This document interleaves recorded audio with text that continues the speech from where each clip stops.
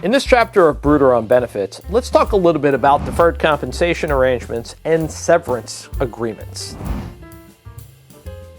We've talked previously about deferred compensation plans, and you may be saying to yourself, well, Charles, I understood that a deferred compensation plan was an arrangement whereby a company could provide a financial incentive to a key executive or a highly compensated employee, where the employee would get an award of compensation at some point in the future if certain performance targets or goals had been satisfied. And that's absolutely true.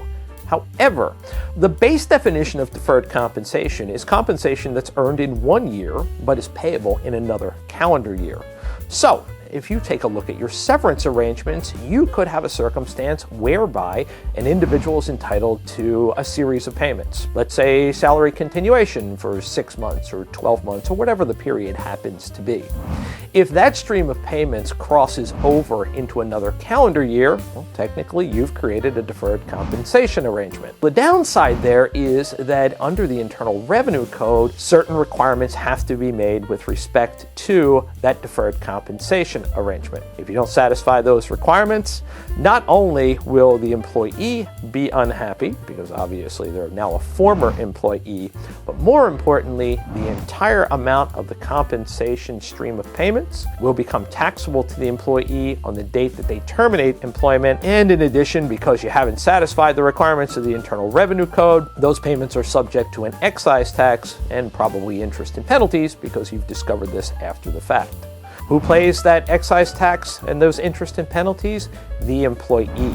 So, if you have a severance arrangement that doesn't satisfy the requirements of a deferred compensation arrangement, not only could you have an unhappy employee that has an acceleration of an income tax liability, but that employee is probably going to look to the employer to satisfy the excise tax plus the interest and penalties.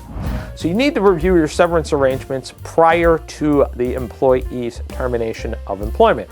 Prior to that time, we might be able to fix the severance arrangement. Once the employee terminates employment, however, it's too late and those adverse tax consequences may occur. If you'd like to discuss this topic in further detail, feel free to reach out to me. Happy to answer any questions or look at your particular circumstances. I'm Charles Bruder. This has been another chapter of Bruder on Benefits. Thanks for joining me, and I look forward to seeing you again soon.